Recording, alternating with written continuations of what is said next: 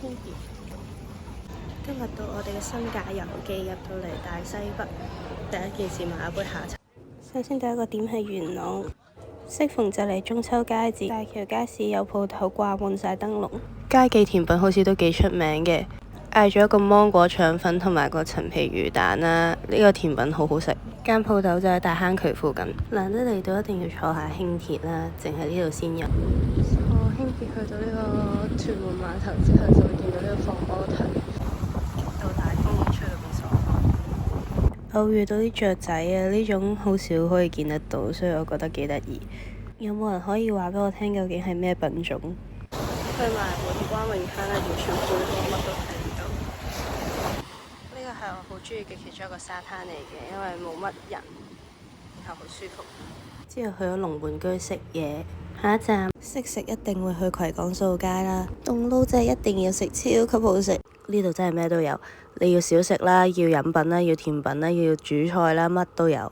可以去埋荃灣嘅文青熱點南豐紗廠，無論係睇展定係睇佢啲商鋪都好值得行。如果想食嘢嘅話，可以落荃灣嘅街道行一行，例如路德圍嗰度都會有好多好選擇。好，翻返嚟沙田區啦，大家平時係咪淨係識得去沙田揾食呢？其實隔離嘅大圍呢，好多小區嘅 cafe 同埋食店，一間比一間嘅性價比高。而家仲開咗新商場，所以要連鎖有連鎖，要小店有小店。睇慣咗高樓大廈啦，咁我哋嚟到城市中嘅一末綠洲西貢，呢度俾人嘅感覺好慢活，可以出下海啦，跟住去嘆下 cafe 啦，唔會有嗰種平時俾啲好高嘅 building 環繞嘅感覺。下一站我哋就去到烏溪沙沙灘，好靚嘅百萬日落。仲有我。